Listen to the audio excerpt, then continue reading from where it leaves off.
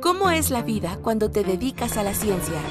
Esto es Expreso de Ciencias, una charla con retos, logros y grandes revelaciones de la mano de expertos que cambiarán tu manera de ver el mundo.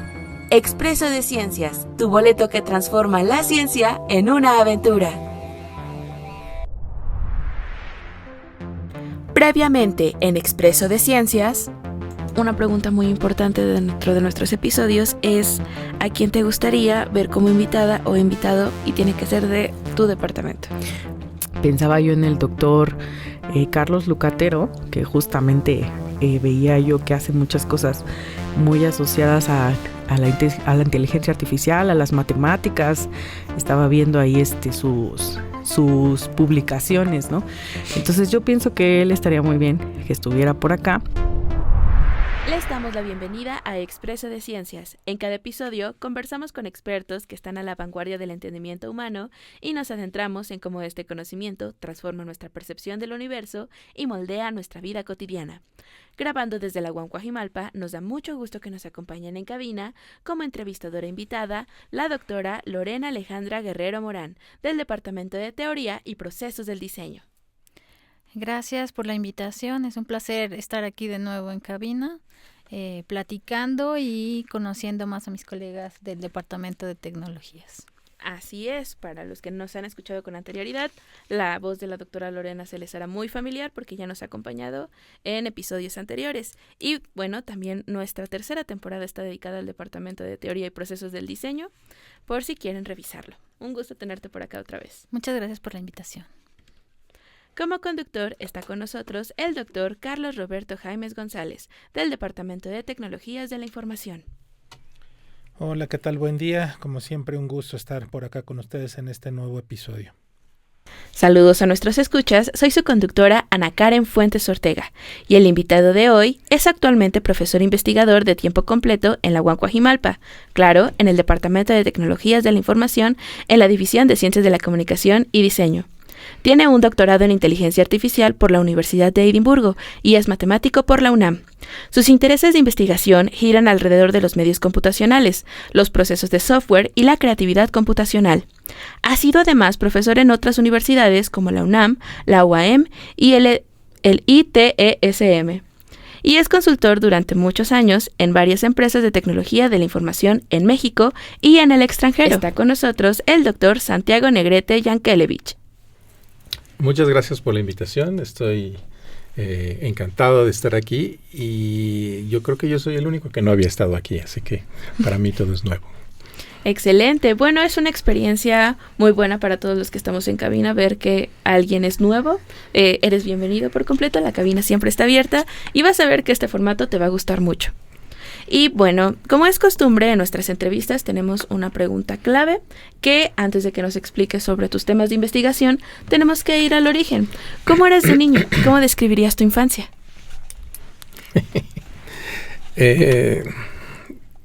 Pues yo fui un niño muy feliz, eso sí lo recuerdo. Siempre estuve con muchas ganas de estar afuera. Soy de la generación anterior en donde no había computadoras y entonces estábamos todos fuera corriendo y en el sol y mojados. Entonces es algo que siempre me gustó. Crecí en una familia de científicos, entonces siempre toda la vida, la comida, la cena y demás, las conversaciones en los viajes tenían que ver siempre con ciencia. Entonces es algo que me marcó desde que era niño. Soy el mayor de 3 hermanos, lo cual también es importante porque tenía yo hermanos menores que los que a veces me decían que tenía yo que cuidar, a veces que tenía yo que no. Pero sí, fue una infancia muy feliz. Mis padres también, como eran académicos, viajaban, estuve en algunos años sabáticos con ellos y entonces pues era muy interesante dar la vuelta al mundo, aunque fuera yo muy chiquito. Ok, y en este entorno de familia científica, ¿esto influyó para que quisieras convertirte en investigador? ¿O en qué momento despertó tu interés por la computación y tu área de investigación? Bueno, claro que influyó. Por supuesto, lo que sucede en casa nos influye a todos. Yo En realidad fui de las primeras personas de mi generación o de mi edad en conocer las computadoras, porque precisamente mi papá trabajaba en un departamento en donde había una, y tenía una de las primeras PCs. No era una PC, pero era una computadora personal. En la UNAM tenían esta computadora Borrow 6700, que era la mainframe, y ellos tenían una cuenta. Entonces yo empecé yendo los veranos ahí a la oficina de mi papá a no estar en mi casa, y entonces entre muchas de las cosas que hacía es llevar una caja con tarjetas perforadas al otro lado de la calle y presentarlas en la computadora para que se ejecutara. Antes se hacía la computación así, ya hay mucha gente que no lo recuerda, pero antes se corrían los programas en tarjetas. Entonces yo era un niño que tenía 12 años y me paraba en la cola de la ventanilla de investigadores, y en la otra ventanilla estaban los estudiantes. Entonces todo el mundo me veía parado en la ventanilla de investigadores, me decían, ¿y tú qué haces aquí? No, pues traigo las tarjetas del departamento, no sé qué, y entonces me dejaban ahí, pero sí llamaba mucho la atención. Entonces, bueno, un poco por ósmosis, empecé ahí llevando código literalmente, y después empecé yo a programar. Entonces hacía yo mis propias tarjetas y las colaba con las otras tarjetas del departamento. Una de las cosas que se corría ahí era la nómina. Y entonces era una caja que tenía un montón de tarjetas, porque cada una de esas tarjetas, además del programa, representaba un gasto. Entonces cada vez que se compraba algo se hacía una tarjeta como un registro.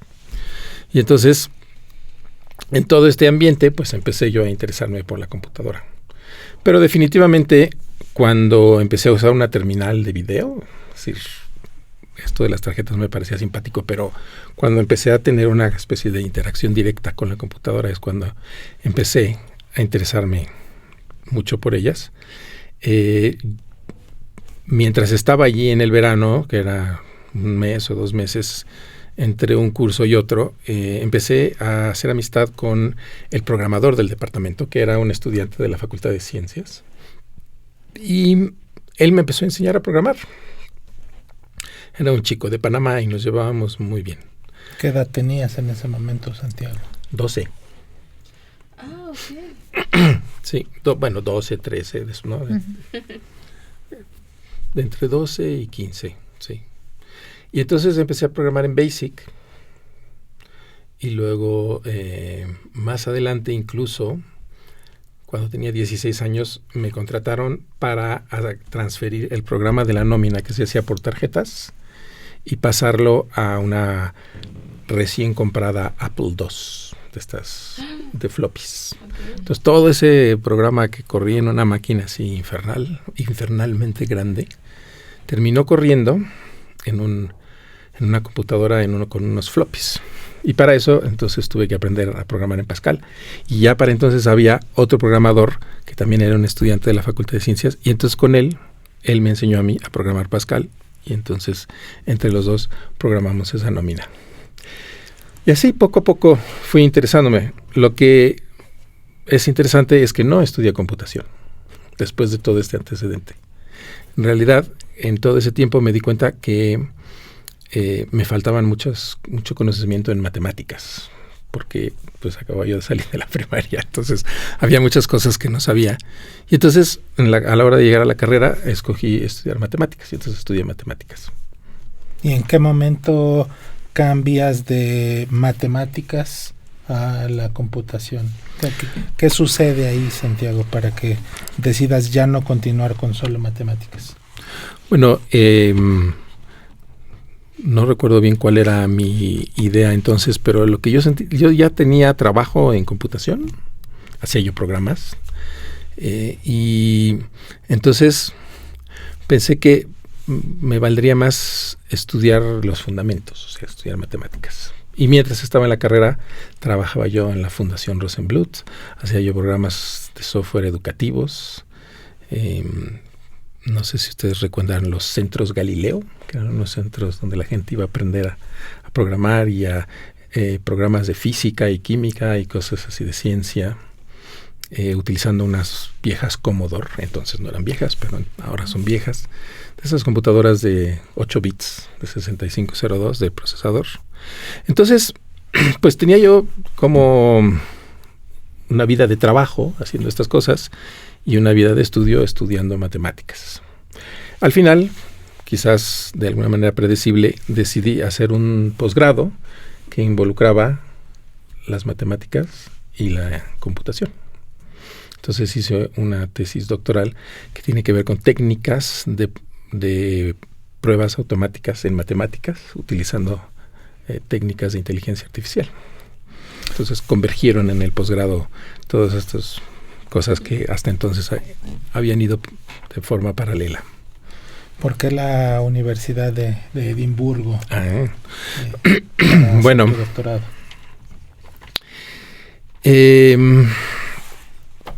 Cuando pensé hacer un posgrado, envié cartas así como en botellas al mar, ¿no? Así, creo que fueron 15 universidades a las que mandé a ver qué ofrecían. Y solicité ingreso al Imperial College en Londres y a la Universidad de Edimburgo. La Universidad de Edimburgo porque tenía un grupo específicamente dedicado al razonamiento automático, o sea, a las pruebas matemáticas con computadora, que era la idea que yo tenía. Había leído un libro del jefe de departamento antes de tomar esa decisión y entonces me interesó mucho ese departamento, pero había muchos otros. También mandé a universidades en Estados Unidos, en Francia, en otros lados. Y finalmente me aceptaron en la Universidad de Edimburgo y en el Imperial College, en ambas.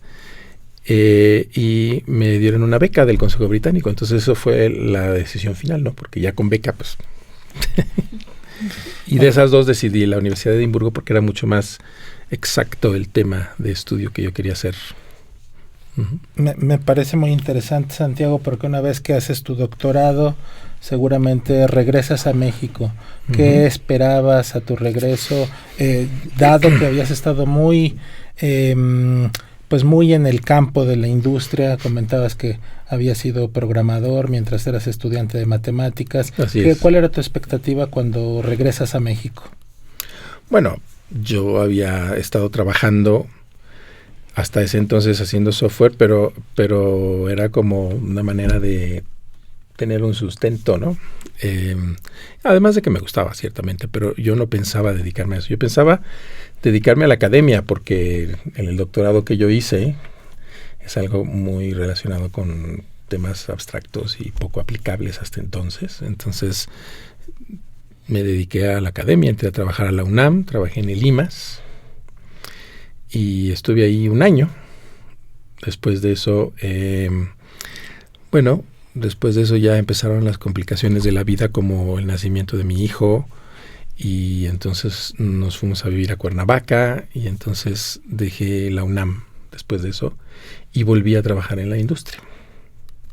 Antes de irme al posgrado, ahora que mencionabas, estuve trabajando en el centro científico de IBM, que estaba aquí en México, y entonces estuve trabajando en un proyecto de inteligencia artificial y ese fue un poco mi entrada en la inteligencia artificial, ¿no?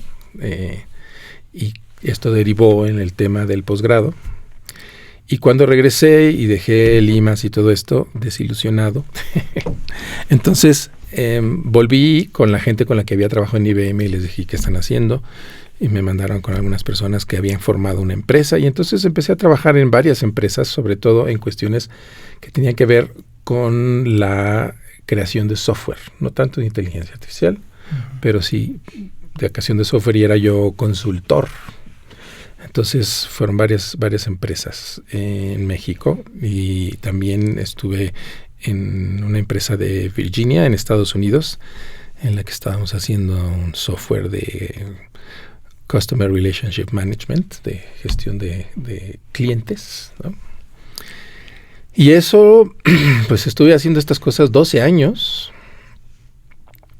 hasta que, conocí, o no conocí, pero ya conocía, me reuní con el doctor Lemaitre, que era el nuevo jefe del departamento, de nuestro departamento, Y él había sido mi profesor en la universidad, en la Facultad de Ciencias. Entonces él me convenció, me invitó, me dijo que iba a estar muy bien. Entonces dejé la industria y volví a la academia, que era, yo creo que al fin y al cabo, donde quería estar. Pero me había dado unas vacaciones de 14 años, pero regresé. Entonces así es como ingresé aquí al departamento y aquí sigo. Súper interesante, Santiago.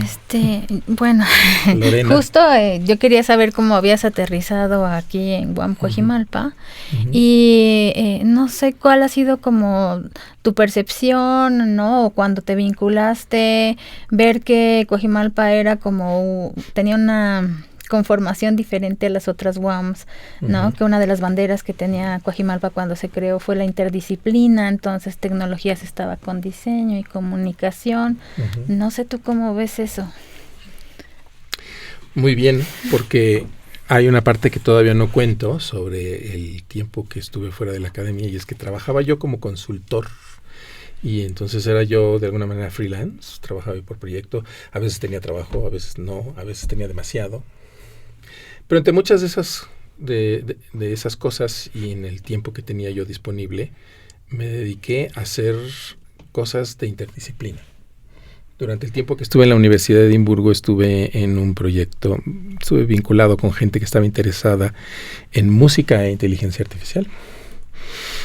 Y entonces, pues me pareció súper interesante. Yo estaba muy, muy interesado en este tipo de cosas. Mi asesor de tesis también era músico y también era parte de este grupo.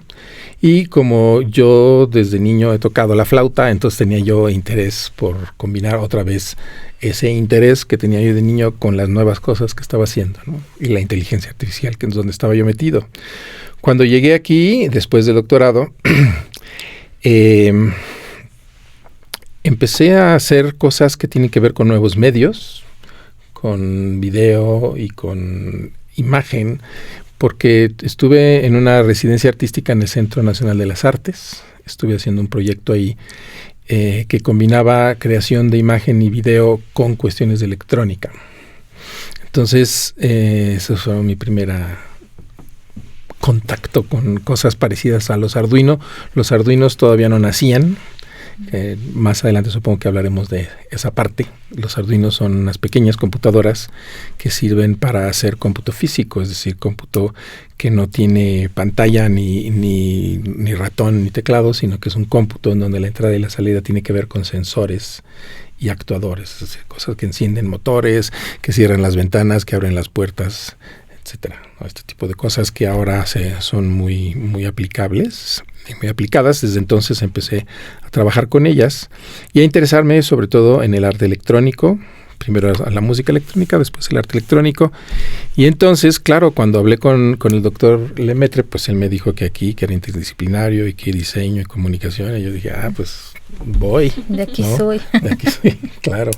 No, mucho mejor para mí que un departamento solamente de computación, ¿no? Y sé que has trabajado con Nora, ¿no? Te han tenido como proyectos juntos.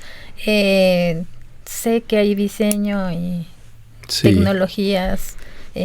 Han explorado cosas. Sí, desde que entró Nora, porque yo ya estaba aquí, pero no llevaba mucho, llevaba un año, entró ella y nos presentaron y nos dijeron, mira, estaría bien que ustedes trabajaran. Y entonces, pues sí, empezamos a trabajar en proyectos. Ella es muy buena diseñadora, muy buena ilustradora y además también le interesa probar de muchas cosas. Entonces hemos encontrado una buena sinergia para trabajar. Todo el tiempo estamos generando ideas, hemos dirigido alumnos juntos y ella está muy interesada en la cuestión de aplicación tecnológica al diseño. Y yo estoy interesado mucho en la aplicación de las tecnologías de información a sobre todo el diseño y el arte electrónico, ¿no? Entonces sí que hemos encontrado mucho, hemos publicado artículos, presentado proyectos y es algo constante porque como además compartimos cubículo, entonces todo el tiempo estamos hablando de cosas y el pizarrón está lleno de garabatos que surgen de ideas, de contacto con los alumnos, de otras personas y demás. Sí, entonces he trabajado mucho con ella. Oye, para casi cerrar esta primera sección, hablabas de que cuando te entrevistaste con el doctor Christian Lemaitre te dijo, aquí todo va a estar muy bien, es el Departamento de Tecnologías de la Información, el Departamento de Teoría de Procesos del Diseño y Ciencias de la Comunicación. Uh-huh. ¿Qué opinas ahora, varios años, más de 15 años después? Bueno, cuando yo entré éramos 5 en el departamento. Eran poquitos, estaba todo apenas montándose, no existía este edificio, estábamos allá en Constituyentes y bueno, se veía que todo era un proyecto, que todo estaba empezando y eso es algo que a mí me gusta porque es algo que puedes de alguna manera intervenir y moldear, ¿no? Y a mí me gusta mucho lo que ha sucedido. He encontrado muchas nuevas ideas, nuevas personas con quien colaborar y yo sigo creyendo en la idea de hacer multidisciplina y transdisciplina e interdisciplina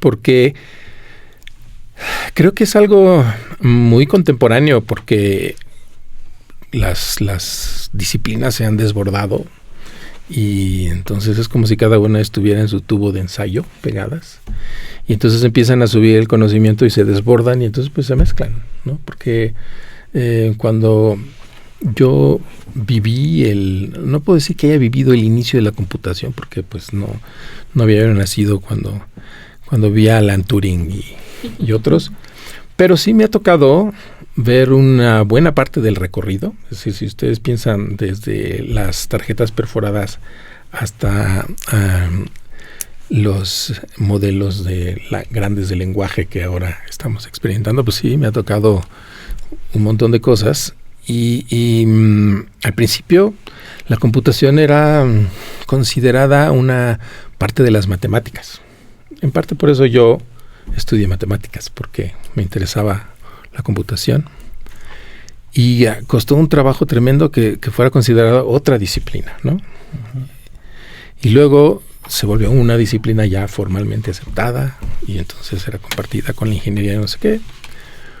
Pero después, cuando entré en la inteligencia artificial, hay pocas cosas tan transdisciplinarias como la inteligencia artificial, porque tiene que ver con psicología, tiene que ver con ingeniería, con matemáticas, con sociología, con todo, ¿no? Y ahora que se han popularizado mucho los sistemas basados en grandes modelos de lenguaje, pues ya está hasta en la sopa, ¿no? Como dicen, está en todos lados, todo el mundo está interesado, todo el mundo lee, todo el mundo comenta, hay muchos artículos de periódico, entonces se ha vuelto algo muy, muy popular y que tiene gran impacto, ¿no? Cuando yo me fui a hacer el doctorado, la gente apenas había escuchado, a lo mejor alguna vez, la mayoría no habían escuchado hablar de la inteligencia artificial. Yo sabía, pues, porque había estado metido en ese ámbito particular, pero no era algo así que todo el mundo hablara. Entonces, yo creo que una vez que las cosas crecen y que se desbordan, pues entonces empiezan a compartir cosas, ¿no? Ahora que he estado, como bien Lorena ha indicado, trabajando con Nora, pues a veces yo le pregunto a Nora, bueno, ¿y qué no es el diseño? ¿Qué no es diseño? Porque todo es diseño, ¿no? Uh-huh. Sí. Hay diseño desde diseño gráfico hasta diseño de software, ¿no? Y diseño de esto, diseño de lo demás. Entonces, todo es diseño. Entonces, bueno, ¿qué no es diseño? ¿No? Entonces, todo es diseño, pero también todo es computación, todo tiene que ver con tecnología, ¿no? Y si hablas con gente del departamento de comunicación, también les podrás preguntar, ¿qué no es comunicación? Todo tiene que ver con comunicación también. Claro.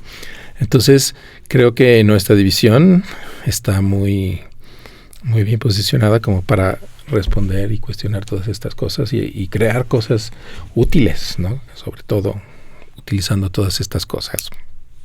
Yo fui parte también del grupo inicial que creó la MADIC.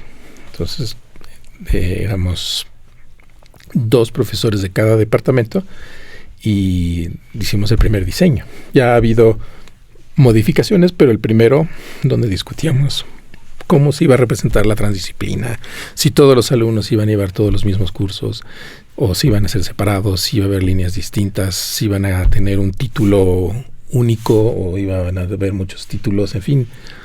Todas estas discusiones que surgen cuando uno está en un terreno ignoto, ¿no? Estás entrando en un lugar que no es conocido, no había nada así. Entonces fue muy, muy interesante todo esto. Y bueno, a mí me gustaría preguntarte un poco, ¿cómo eres como profesor? ¿Cómo ves la docencia en tu vida dentro de esta vida académica en Coajimalpa? Uh-huh. Bueno, a mí me gusta ser profesor. Creo que eso es muy importante. Porque siento que cuando estoy dando clases, estoy haciendo algo que es muy útil. Entonces yo siempre me cuestiono qué tan útil es lo que estoy haciendo. También cuando hago investigación, cuando hago difusión, todas estas cosas. Pero cuando doy clases siento que estoy siendo útil para los alumnos. Y que siempre estoy buscando esa chispa en los alumnos de cuando descubren algo nuevo que les interesa, ¿no? Que no siempre ocurre, pero a veces sí, y entonces es algo que es muy, muy gratificante, ¿no? Ver cómo la gente se le enciende el foco y dices, yo quiero hacer eso, yo voy a hacer eso, o entiendo algo nuevo, ¿no? También, por otro lado, creo que si uno quiere hacer investigación o tiene curiosidad acerca del conocimiento, es muy buen lugar para probar ideas. Es decir, tú vas allí con los alumnos, les explicas algo y luego te hacen preguntas y entonces tú respondes y entonces vuelves a pensar en las mismas cosas que habías pensado, ¿no? Y además puedes cuestionar las cosas que están en los libros, las cosas que están en los artículos, las cosas que estás pensando, las que ya hiciste. Entonces es una especie de espejo donde uno puede ver y cuestionar y evaluar lo que está haciendo, lo cual a mí me parece que es fundamental. También es distinto de hablar con colegas, que también es importante, seminarios, o discusiones en el café o discusiones en el cubículo, porque los alumnos tienen una visión diferente. Los alumnos están tratando de aprender y cuando hablas con colegas no ese es el caso. Ellos están tratando de entender lo que tú estás diciendo, pero no están tratando de aprender. Entonces, la forma de pensar de alguien que está tratando de aprender es muy diferente y especial de la gente que está en otras circunstancias, ¿no? Entonces, la docencia a mí me parece muy buena. La docencia te puede aplastar, que eso es, o sea, hay que invertirle mucho tiempo y si es demasiada, entonces ya no tienes tiempo ya no para tienes otra tiempo cosa. para hacer ninguna otra cosa y eso pues no, eso ya es un extremo, ¿no? Como todas las cosas en exceso son malas, dice el refrán, entonces yo creo que también es el caso, pero hasta ahora hemos logrado mantener un buen balance, yo creo, y entonces sí se cumple esta cuestión de probar nuevas cosas, ¿no? Me parece muy interesante lo que estás comentando, Santiago, y en particular quisiera regresar en un momento más a la cuestión de la docencia. Ahora quisiéramos entrar en una sección con una dinámica especial. Uh-huh. Te vamos a hacer una serie de preguntas y quisiéramos que nos respondas casi lo primero que te venga a la mente. ¿Dónde creciste? En México. Muy bien, Ciudad de México. Ciudad de México. ¿Cuál es tu pasatiempo favorito? Leer. ¿País o ciudad favorita?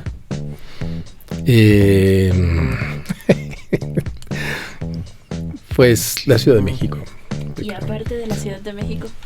Aparte de la Ciudad de México, ahí me la pones muy difícil porque hay muchas, ¿no? Yo viví un tiempo en Cuernavaca y me gusta mucho Cuernavaca. Tiene un tamaño muy bueno, un clima estupendo, en fin, y ahí crecieron mis hijos y creo que es un muy buen lugar. Yo creo que Cuernavaca es mi segunda ciudad. Perfecto, o sea, las dos en México, muy bien. Sí. ¿Cuál es tu invención tecnológica favorita? La computadora. Muy bien. Puedo entrar más en detalles en cuáles y demás, pero digamos que la tecnología que ha marcado mi vida, porque desde la primera vez que me senté frente a una computadora yo dije, ¡ay, esto está increíble!, ¿no? Entonces sí, y sigo pensándolo, sigo emocionándome. Yo también.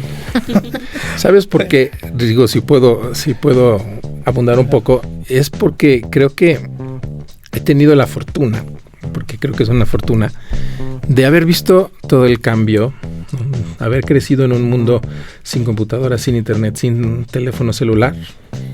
Había teléfonos pero fijos. Y llegar hasta este momento en donde las cosas son tan diferentes y han cambiado tanto. En tan poco tiempo. En tan poco tiempo, que yo diría que en el lapso de mi vida, que es muy corta, yo soy muy joven, sí ha cambiado mucho. Entonces veo, por ejemplo, a mis hijos que no se imaginan un mundo sin un teléfono celular, por ejemplo. Yo no lo veo como una crítica, o sea, ellos, este es el mundo en el que han nacido, en el que han crecido y lo dominan bien y está muy bien, pero a mí sí me gusta esto de poder apreciar las cosas, ¿no? La primera vez que yo vi, no sé si ustedes conocen el Google Earth, este programa que es como el Google Maps, pero que tiene muchísima más información geográfica. Sí. A mí, la primera vez que lo vi, me quedé boquiabierto y dije, qué cosa tan increíble. ¿Qué fue lo primero que buscaste ahí? No, pues porque la muralla de China, sí, yo me fui a buscar mi casa. Las pirámides de Egipto, mi casa, ¿no? Y es un programa absolutamente fantástico y poca gente habla de él. La gente lo conoce, lo ha visto alguna vez, pero no se habla tanto de eso. Y a mí me parece una de las cosas más increíbles. Puedes conocer todo el planeta en la pantalla de tu teléfono. Es una cosa increíble.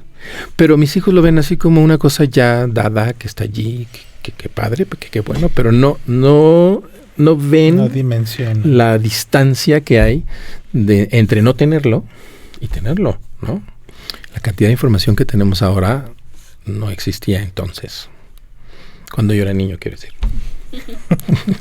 Bueno, sigamos entonces con las preguntas. ¿Tocas algún instrumento musical aparte de la flauta que ya mencionabas? No, solo la flauta barroca. Muy bien. Okay.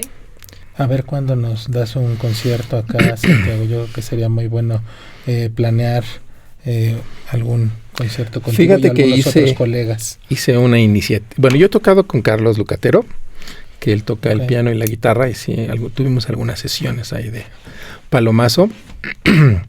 Pero tuve una iniciativa de poner papeles en los pasillos diciendo, ¿tocas algún instrumento? Reúnete con nosotros, ¿no? Y algunas personas me escribieron que estaban interesados, pero ¿qué crees? Comenzó la pandemia inmediatamente después. Y entonces ni nos reunimos ni nada, entonces, y no lo he retomado, pero sí alguna vez tuve esa iniciativa. Propósito de 2026. 2026. ¿Cuál es tu libro favorito, Santiago? Es que esas preguntas son muy difíciles, no porque no haya, sino porque hay muchos, ¿no? Yo leo muchos, me gusta mucho leer libros sobre historia, o novelas que tienen que ver con la historia, o libros directamente que hablan de historia. Entonces, leo muchos libros de eso. Me gustan las novelas, he pasado por el realismo mágico y todo esto, pero ya no leo tanto eso. Recientemente leí este libro de Maniac, ¿no? ¿Cómo se llama este chico? Chileno. Me pareció muy interesante porque habla de la historia de von Neumann y eso es otra vez historia, ¿no? Y luego al final habla sobre el Go.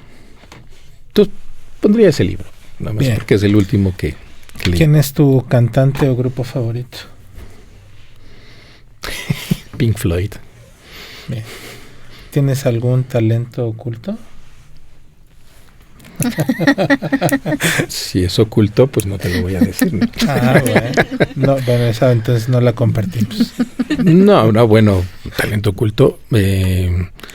La gente le dice que le gusta mucho cuando cocino curry. Me gusta cocinar curry. Bueno, entonces ya tenemos dos cosas pendientes, un concierto y una comida. Bueno. ¿Científico o científica que te inspire? También hay muchos.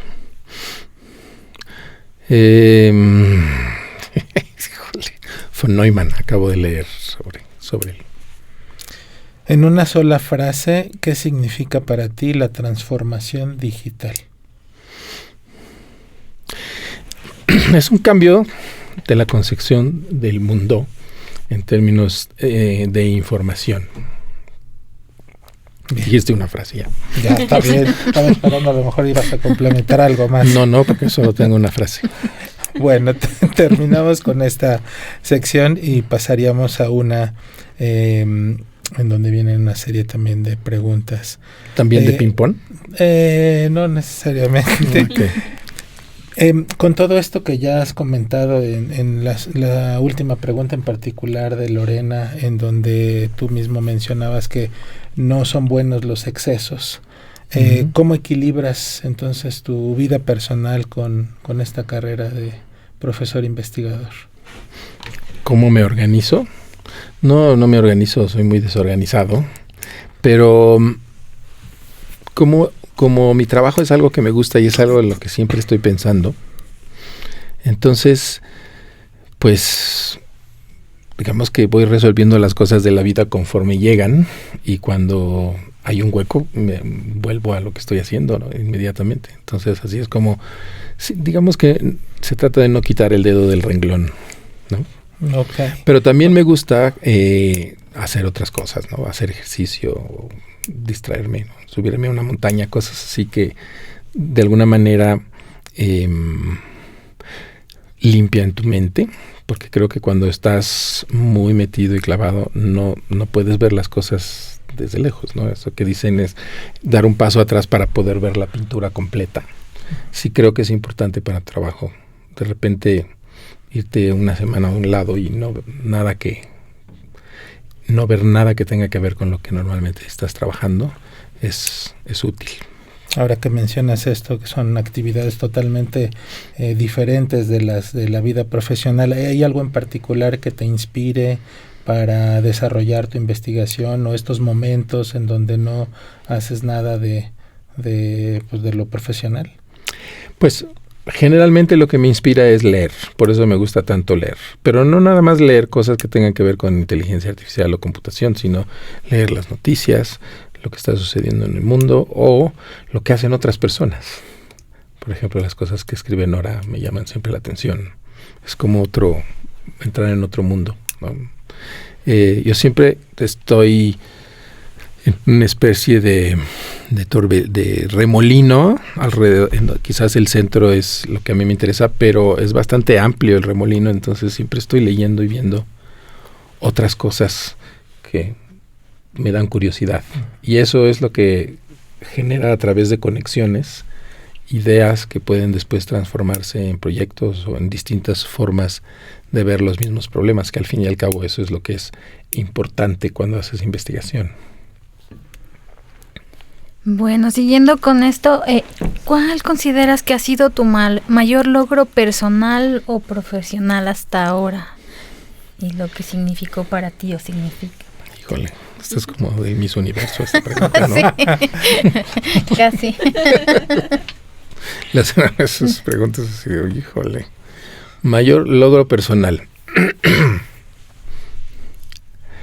Bueno, yo creo que mi mayor logro personal es haber transitado por un montón de cosas, de trabajos, ideas y cosas que han pasado por mi mente para finalmente, y no sé si finalmente, pero digamos que hasta ahora, converger en lo que estoy haciendo, que es algo que me gusta mucho hacer y que creo que es interesante y que creo que es importante, ¿no?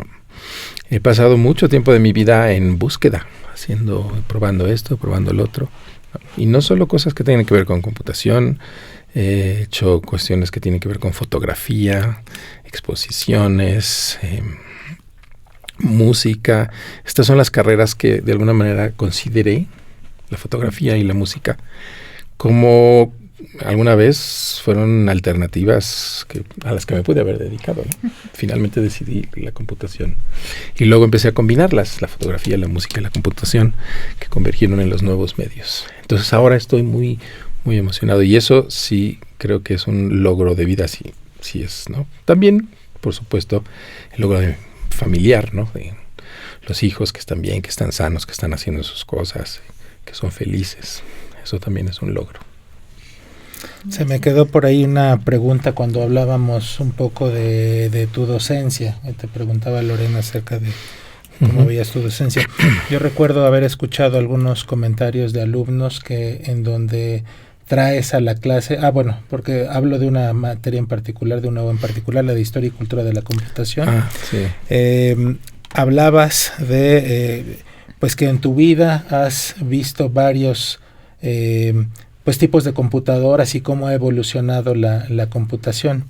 Quería preguntarte, pues todos estos artefactos y computadoras que llevas al aula de clases, ¿son justamente de esto que tú utilizaste o eso de dónde sale? Bueno, algunos son artefactos que he utilizado y otros que he conseguido, es decir, no son exactamente los que yo he utilizado, algunos de esos se cayeron a pedazos por ahí, pero sí me gusta tener una pequeña colección de los aparatos que he usado. Entonces tengo mi pequeño museo de computadoras. También les traigo no solo computadoras, sino reglas de cálculo, ábacos, pues aparatitos, ¿no? En una clase también hicimos un sumador electromecánico. Entonces, creo que cuando la gente encuentra diversión y cosas novedosas que sorprenden, que no necesariamente son solamente los libros, entonces es cuando la gente encuentra que es interesante el tema. Además, a mí me gusta mucho ese curso porque, pues, por lo que he descrito aquí, como he pasado por tantas cosas, me gusta traerlas y verlas y volver a pensar y cómo pasamos de una a la otra y cómo llegamos hasta aquí, ¿no? Entonces sí hago eso de traer aparatitos para los alumnos. Muy bien. Y bueno, ya nos comentas que es tal vez este periodo de vida en específico en el que se tiene una completa disposición a aprender, y específicamente en los procesos de licenciatura en donde no solo estás aprendiendo y vas a la escuela, sino que tienes una dirección más específica porque seleccionaste una licenciatura o una ingeniería. Uh-huh. Y en relación también a los cambios que ha tenido las herramientas tecnológicas que tenemos hoy en día, ¿ha cambiado también la manera en cómo los alumnos que estudian tecnologías perciben esa misma tecnología? ¿Ha cambiado su tipo de curiosidad o su manera de aprender? Sí, claro que ha cambiado, porque ha cambiado en la sociedad en general, ¿no? Quizás hace una generación la gente iba a estudiar computación como una rama de la ingeniería, digamos como alguien que va a estudiar ingeniería petrolera, por ejemplo, cómo resolver problemas ahí, o ingeniería civil para construir edificios y la computación para resolver problemas. Pero ahora la gente va a estudiar computación como, de alguna manera, para entender el mundo, porque está en todos lados aparecen estos pequeños aparatos, a veces muy grandes, a veces muy chicos, pero sí los alumnos tienen una visión completamente diferente ahora. Y además que la cuestión de el impacto que ha tenido los lenguajes grandes los grandes modelos de lenguaje, en la educación, ¿no? Ahora que tenemos el ChatGPT y todo esto, la educación está dando marometas para tratar de acomodar estas nuevas tecnologías, ¿no? Y va a pasar un tiempo en la que estemos rebotando entre hacerlo bien y hacerlo mal hasta que encuentre su uso correcto, ¿no? Hay mucho miedo.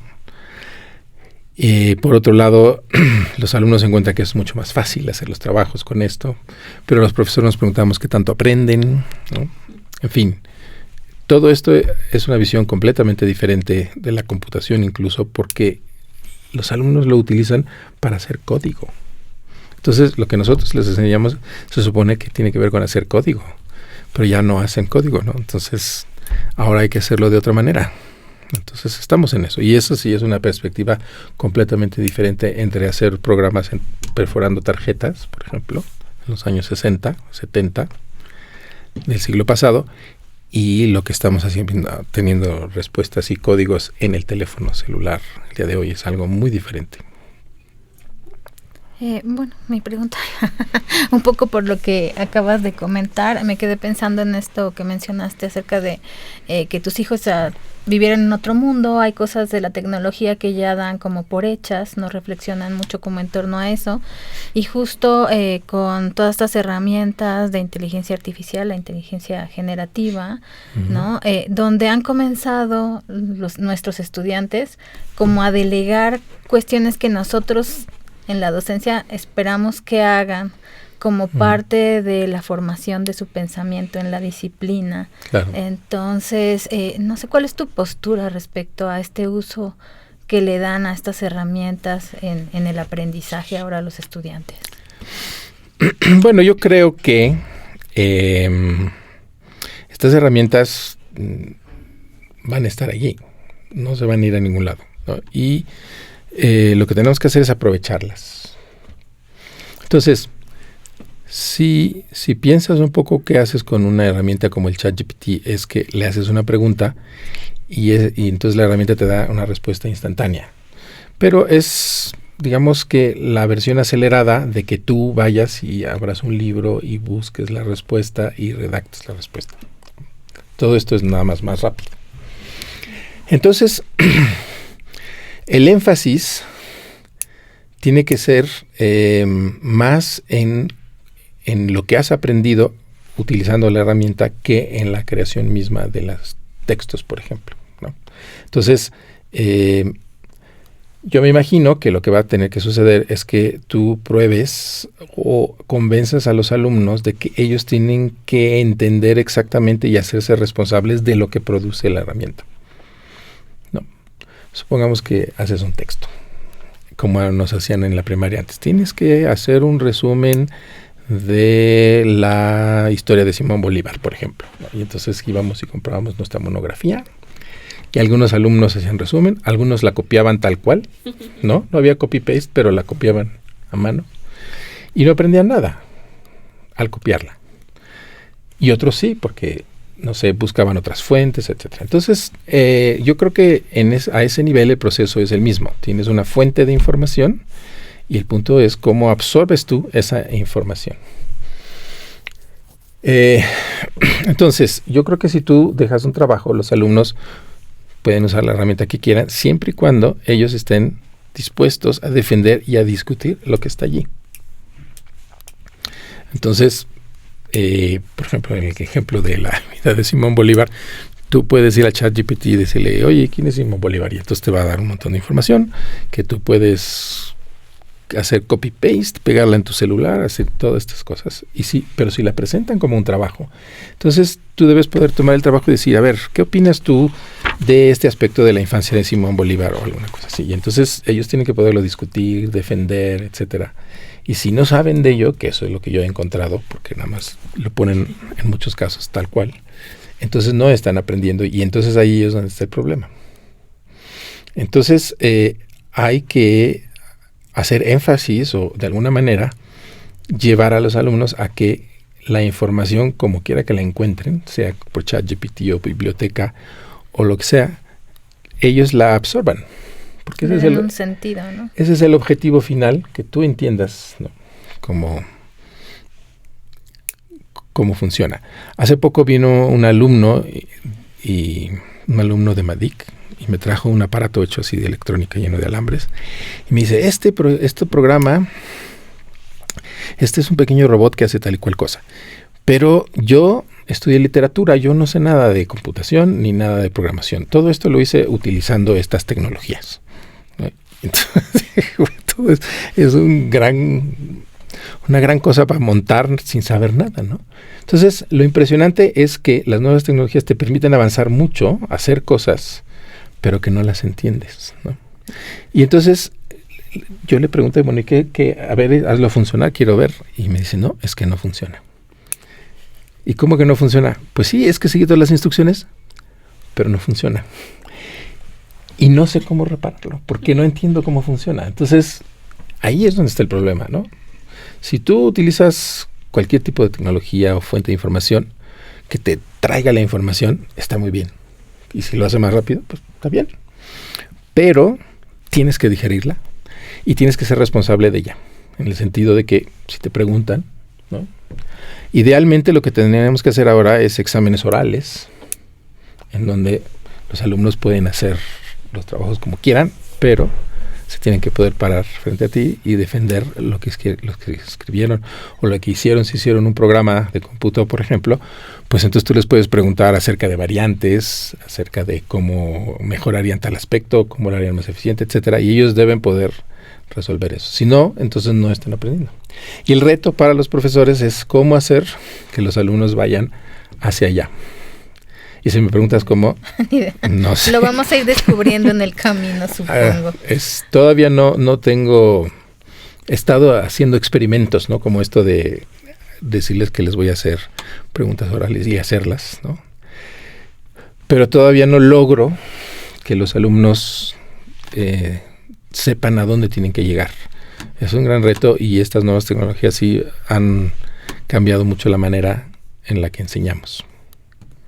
Sí, no, totalmente. Creo que es un punto que en los pasillos lo comentamos varios profesores. Sí. Y tocaste un punto acerca de los programas, que la inmediatez, eso es lo que buscan los alumnos sin muchas veces entender lo que están haciendo. Hablando de esto mismo, Santiago, y de las clases que impartes, nos comentabas hace un momento y que lo ibas a tratar más adelante, lo de los arduinos. No sé si quisieras platicarnos un poco más de eso, por favor. Bueno, sí, como describí, los arduinos son unas pequeñas placas que son en esencia computadoras que sirven para manejar sensores y actuadores. Entonces, es muy interesante tener un curso que es de los pocos que hay en la carrera, en donde los alumnos tienen que ver con electrónica. Es interesante que la computación ha separado el hardware como ingeniería en sistemas y el software como ingeniería en computación, ¿no? Y casi no se ve hardware en nuestras carreras, las carreras que tienen que ver con software. Se ha separado de alguna manera y yo creo que actualmente con la disponibilidad de estos sistemas pues empiezan a combinarse otra vez. La robótica, por ejemplo, está mucho más a la mano porque estos sistemas permiten programar a los alumnos cosas que en otra época requerían un montón de conocimientos y hardware muy caro, ¿no? Lo importante es que ahora estos son baratos, ¿no? Este es uno de los cursos que a los alumnos les encanta, ¿no? Son los cursos en los que yo les digo, y ahora receso de 15 minutos y nadie se sale del salón. Entonces, para mí ese es un curso en donde los alumnos están muy interesados y hacen cosas súper divertidas y se clavan y todo esto. Y es muy gratificante porque pasan de no saber nada de electrónica el primer día a hacer un proyecto pues de cómputo físico en el que manejan motores y sensores y hacen prototipos de soluciones, por ejemplo, de domótica, juegos, prótesis, han hecho toda clase de cosas y es muy interesante, muy interesante el uso de los arduinos. Además, yo creo que esto tiene que ver con la inteligencia, porque ahora estamos manejando nociones de inteligencia incorporadas, ¿no? O sea, con cuerpo, y entonces tener contacto con el mundo real, tener sensores y motores y información que entra y que tiene que ser procesada, que además es información analógica, que es muy diferente de la información digital, hace que esto esté en un nivel muy actualizado, muy contemporáneo de la problemática de la computación y de la inteligencia artificial. Por eso a mí me encanta ese curso, tanto como a los alumnos. Oye, y en cuanto, muy interesante, Santiago, en cuanto a este panorama que tú tienes de la licenciatura, ¿qué mensaje le darías a aquellas personas que quisieran estudiar la licenciatura en donde das clases, que es la licenciatura en tecnologías y sistemas de información? Bueno, le diría que vinieran a estudiarla, que es una carrera fantástica, que tiene profesores fantásticos. Hay muchas carreras de computación en el país y en muchas universidades, pero yo creo que la nuestra tiene una particularidad interesante, que es que tiene este contacto con otras con otras disciplinas, está inmersa desde el principio en un mundo que no es un mundo de ingeniería, pero que es un mundo en donde la ingeniería se aplica para soluciones que tienen que ver con diseño, computación, diseño, comunicación, computación y muchas otras cosas. Yo promovería incluso internamente que esta relación se amplíe, se haga mucho más fuerte, que los alumnos sean alumnos de las 3 carreras de alguna manera, que tengan muchas más optativas en común y que puedan desarrollar proyectos terminales en colaboración. Es decir, alumnos de diseño que trabajan con gente de tecnologías de información haciendo sistemas. Ya lo hemos hecho, pero son poquitos todavía. Yo creo que debería hacerse mucho más. Pero yo creo que para los alumnos que están interesados en computación, pero desde un punto de vista interdisciplinario, creo que nuestra carrera es muy interesante. Sí, sin duda. Y bueno, a lo largo del episodio ya nos has comentado, pero quisiera que se puntualice en qué materias WEAS aquí en la UAM te pueden encontrar los alumnos que ya están aquí y que tienen muchísima curiosidad una vez escuchado este episodio. Bueno, pues he dado muchos cursos, pero a lo largo de los años, porque ya son años, he convergido en este curso de Historia y Cultura de la Computación, que es obligatorio, y el curso de Seminario de Sistemas de Información 1 y 2, que son los que tienen que ver con electrónica. Pero además doy otros cursos teóricos que también me gustan y que tienen que ver con esta parte de mí del doctorado, como Lógica y Programación Lógica, que ese es otro curso que doy, que tiene que ver con el lenguaje Prolog.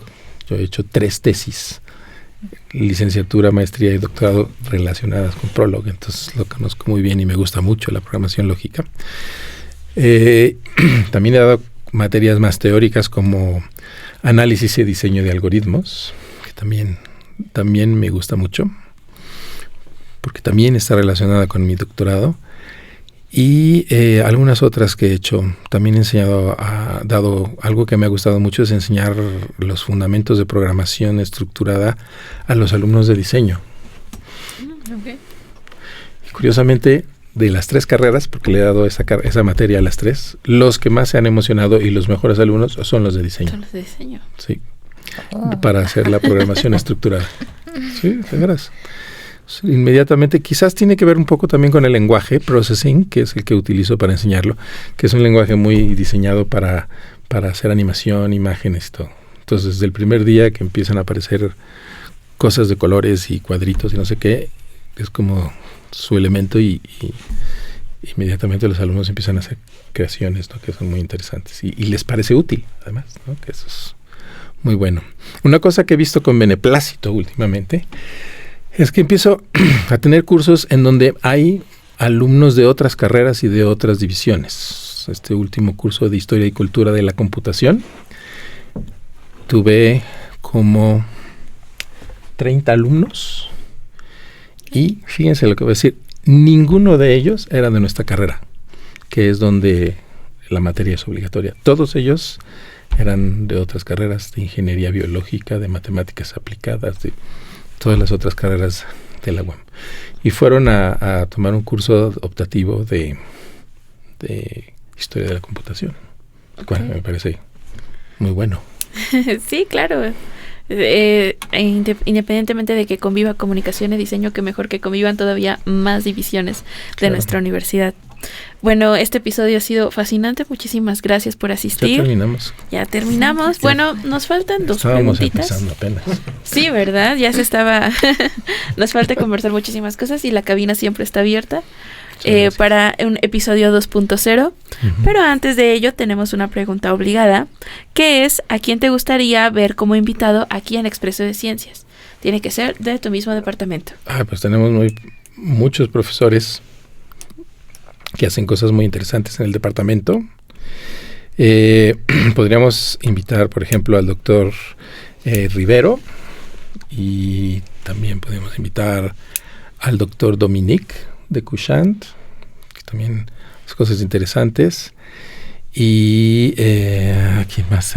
Al doctor Francisco de Asís, también hace cosas muy interesantes. Todos ellos sería muy interesante tenerlos aquí, porque todos tenemos puntos de vista muy diferentes. Hay una gran variedad de visiones, que es lo que de alguna manera complementa la carrera, ¿no? Que al final los alumnos tienen una multiplicidad de enfoques y puntos de vista que les son muy útiles para el resto de su vida profesional. Sí, por supuesto. Bueno, ya están en la lista para ser invitados aquí en cabina. Seguramente tendrán comentarios muy interesantes, al igual que en este episodio.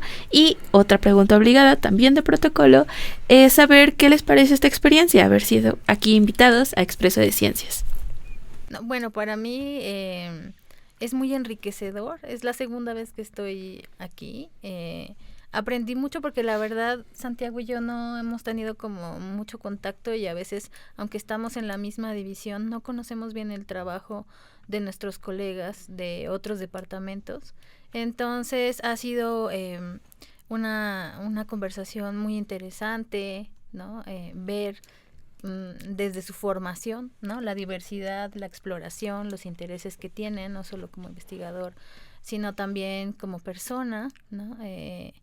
Creo que lo mencioné también la vez pasada.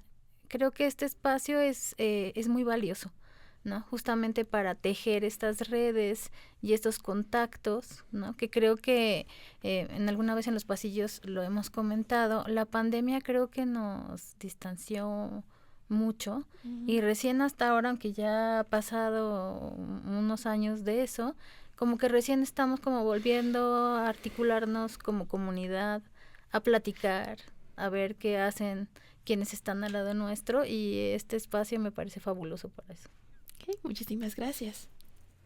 Para mí también es una experiencia muy buena, porque así como en las clases uno enfrenta lo que está pensando y lo que hace, cuando uno está explicando aquí con el amenazador micrófono enfrente, entonces también es un buen momento para reflexionar, ¿no? Además, estas preguntas que ustedes me han hecho sobre mi infancia y cosas así, yo digo, bueno, ¿qué tiene que ver? Bueno, sí tiene que ver, ¿no? Y entonces, al ver la trayectoria, muchas cosas se explican de las que uno hace y de las que uno le interesa. Así que es una muy buena experiencia y ustedes son muy buenos anfitriones. Muchas gracias. Y exactamente, buscamos justo tener un vínculo entre todas las preguntas para llegar a sentir no solo que llegamos a entender lo que ustedes investigan, sino también sentir empatía, una especie de enlace emocional que también nos hace ver no solo a los profesores como una persona a la que viene a explicarnos un tema en específico, sino también sentir una empatía por todo lo que resulta alrededor de nuestros investigadores. Uh-huh. Y pues también es un vínculo muy importante porque es verdad, la pandemia paró muchas cosas y también una relación de conocernos entre nosotros, más allá del buenas tardes en el pasillo. Uh-huh. Eso está excelente porque en este programa nos encanta hablar de ciencias. Compartimos descubrimientos, investigaciones y avances conversando con mentes expertas. Notamos cómo la ciencia cambia el entendimiento del universo y la vida diaria. En cabina escucharon al doctor Santiago Negrete Yankelevich. Muchas gracias por su invitación, ha sido un verdadero placer. A la maestra Lorena Alejandra Guerrero Morán. Un gusto haber estado aquí. Muchas gracias. Al doctor Carlos Roberto Jaimes González. Como siempre es un gusto estar con ustedes en cada uno de estos episodios de nuestro departamento. Muchas gracias. Así es, recuerden seguirnos en Spotify, en YouTube, en TikTok y en Shorts. Y recuerden consumir más productos de One Podcast, de Vocación a Futuro, en donde tenemos charlas de los alumnos de diferentes licenciaturas aquí en One Coajimalpa, y Crónica de un Proyecto, en donde van a exponer diferentes proyectos terminales o ideas que se generan aquí dentro de nuestra universidad o en colaboración. También agradecemos al equipo técnico que se encuentra al otro lado de la cabina y a ti, que nos estás escuchando. Yo soy Ana Karen Fuentes Ortega y esto fue Expreso de Ciencias. Hasta el siguiente lunes. Esto fue Expreso de Ciencias, tu boleto que transforma la ciencia en una aventura. Recuerda que la ciencia nunca descansa. Mantente al tanto de nuevas investigaciones y experiencias. Te esperamos todos los lunes con un nuevo episodio. No olvides suscribirte a nuestro podcast y activar las notificaciones. Expreso de Ciencia es una producción de One Podcast.